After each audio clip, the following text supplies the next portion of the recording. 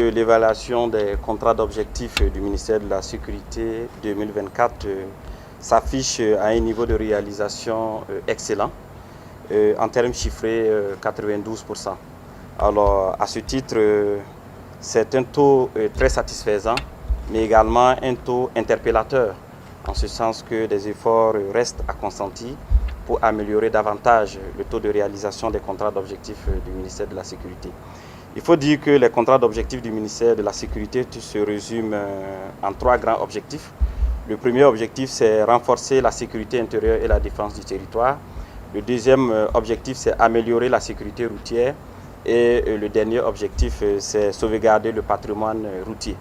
Alors, ce qui a fait que le taux s'est affiché à 92%, c'est essentiellement à trois niveaux. Le premier élément, c'est l'insuffisance de réalisation de certaines infrastructures. Vous savez que 2024 a été une année charnière pour le ministère de la Sécurité. Donc nous avons consenti la majorité des moyens sur les questions opérationnelles.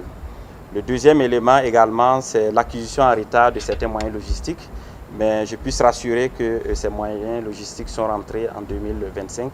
Et le dernier taux qui s'affiche à 50%, c'est la certification des PGCE au niveau de l'ONASER.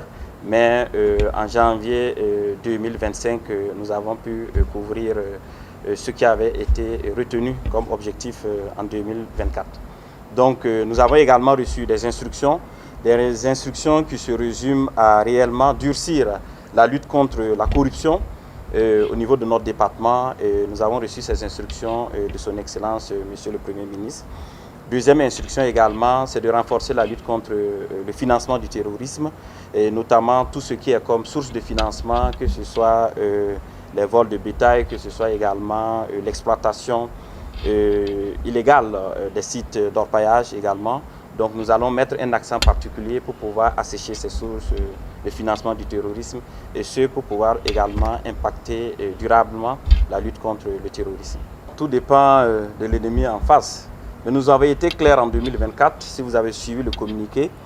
J'ai été clair en disant, et je réitère mes propos, que la récréation est terminée. Nous avons mis notre dispositif en place, isolé tolérance, parce que vous savez tous qu'actuellement, il n'y a plus de frontières entre les actes, les menées subversives, les actes de déstabilisation et le terrorisme.